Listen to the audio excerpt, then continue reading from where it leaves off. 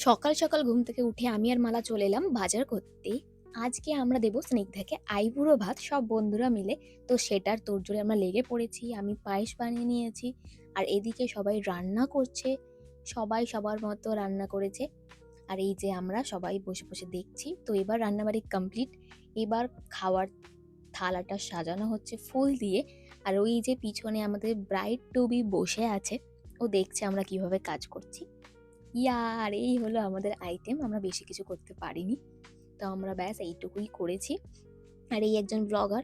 তো এই আমাদের নতুন বউ যাকে সাজানো হচ্ছে, এবারও খাবে। তার আগে তো আমরা আবার ফটোশুট করে নিলাম কিছুক্ষণ। আর এই হলাম আমরা ৫ বন্ধু আমাদের এই ছোট্ট গ্রুপে। আমরা খুব খুশি। ওকে আমরা আমাদের তরফ থেকে একটা ছোট্ট গিফট দিলাম, যেটা ওদেরই ফটো আমরা কোলাজ করে দিয়েছি। এবার একে একে সবাই স্নিগ্ধাকে খাওয়াচ্ছে। আমার সেই ছোটবেলার দিনগুলোর কথা মনে পড়ে যাচ্ছে, যখন আমরা স্কুলে টিফিন শেয়ার করে খেতাম। আর এখন ওকে আইবুড়ো ভাত খাওয়াচ্ছি আমরা।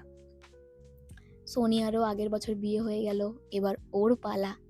সত্যি আমরা কত তাড়াতাড়ি বড় হয়ে গেলাম না? তো যাই হোক, এখন আবার স্নিগ্ধা আমাদের খাওয়াচ্ছে।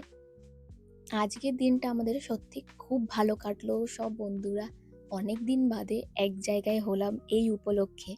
এমনি তো এখন তো দেখাও হয় না খুব একটা। আর রান্নাগুলোও খুব ভালো হয়েছে। তো ব্যাস আজকের জন্য এইটুকুই।